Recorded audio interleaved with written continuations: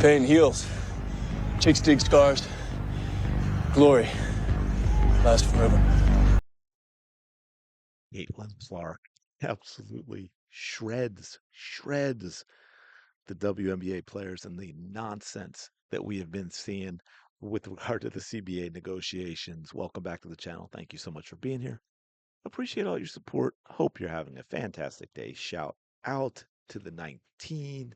Okay, here we go. So what am I talking? Look, okay, let's be clear. I am putting that into hype language, for lack of a better phrase. She obviously didn't come out and say, hey, the other players in the WNBA being really stupid about how they're handling the CBA and basically making it like everything is an ultimatum, that there's no negotiation, there's no compromise whatsoever, that we have to be given everything that the players union reps, who are compromised, of course, and have a conflict of interest, that we have to get everything they say. Otherwise, we're never going to play. Because you know what?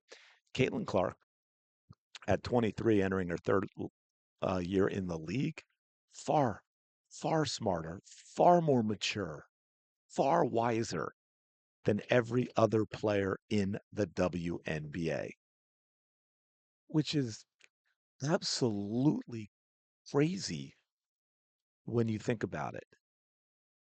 That she has to come into this league and fix everything, not just the product on the court, which of course she's the first female basketball player that anyone has ever paid attention to.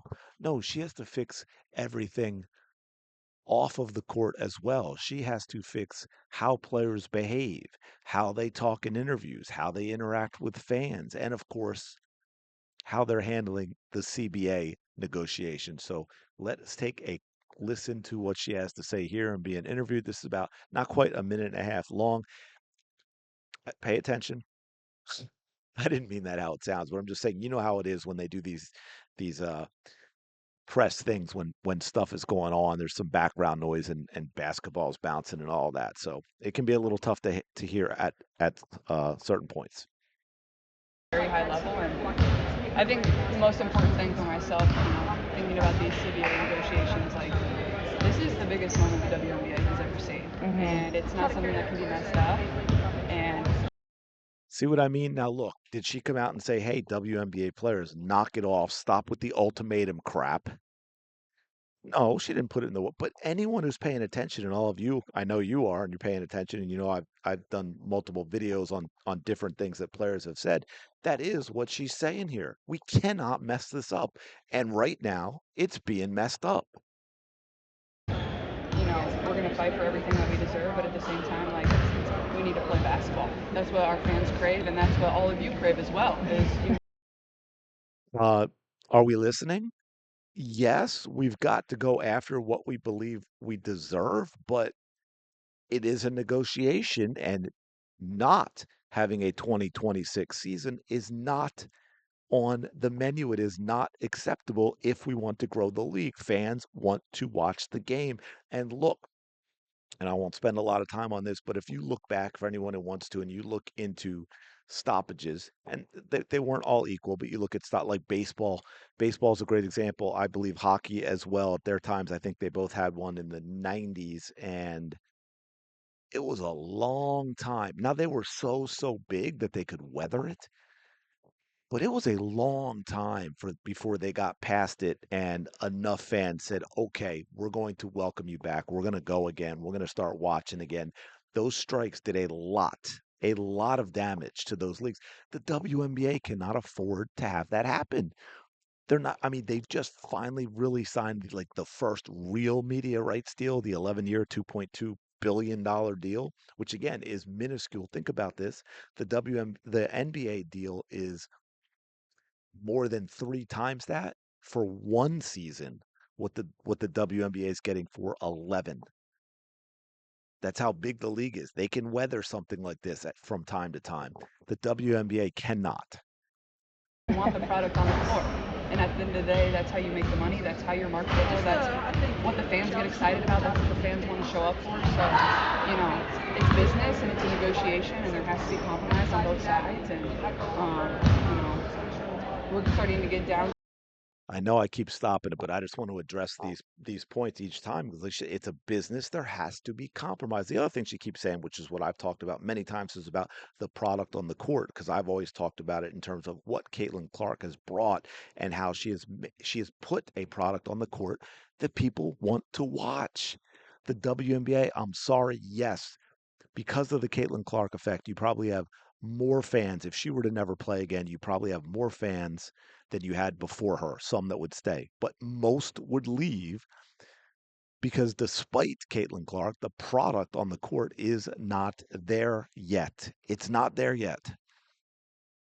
To the wire of it, and it's become really important. And obviously, I want to help in any way I can, and I try to educate myself the best I can. Obviously, I can't speak to every single number; it's pretty complicated. But I think there are different things that we can find ways to say, no, like we certainly deserve that, and we're not going to compromise on that. And then other things that we can probably compromise on. But like I said, like this is the biggest moment in the history of the WNBA, and I don't want that to be forgotten. And it's important that we find a way to play this next season. And I think our fans and even everybody that has played in this league that has come before us deserve that as well. I'm curious just on the Is really just talking to people to see about like the status of negotiations, different players.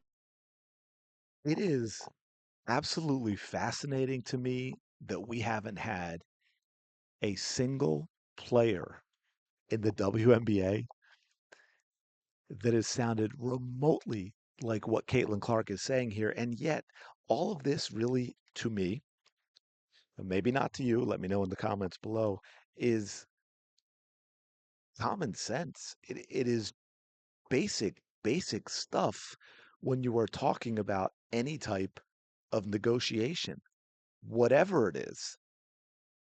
The idea that these players can go in with this, here's everything we want because we deserve it, because you owe us. By the way, the league owes them nothing. Let's be very clear about that. They don't have to play basketball. They can go do something else for a living. The league doesn't owe them. They have to earn. I mean, that was an absolute disaster with the All-Star game. That is the type of stuff that goes back to what I was just saying about like Major League Baseball and hockey and so on. That is the type of stuff that turns fans off. Yeah, you're gonna have some that are like purely 100% players. But most reasonable people, when it gets to a certain point, they're like, yeah, you know what? I can't support that. And from all the people I'm talking to, many of you in the comments and so forth, the way the players are approaching this is not something that most fans can support, especially coming from a league that has never done anything up to this point. And it is absolutely fascinating and frustrating that a player has like Caitlin Clark has to be the one to put these things out there to sound like the wizened vet, the one with all the wisdom, the one with all the maturity, the one with all the intelligence, the one with the, communication skills. Come on, man. Hopefully there are other people listening to what she has to say and they change their tune, at least behind the scenes. They get a deal done and we have a 2026 season. Caitlin Clark is healthy. Somehow we get the coach to let Caitlin be Caitlin and we fix everything because right now the WNBA world is all askew. Let me know your thoughts in the comments below. Thank you so much for checking out the video. Appreciate it. As always, smash the like button, subscribe to the channel. Go have the day you deserve. I will talk to you later.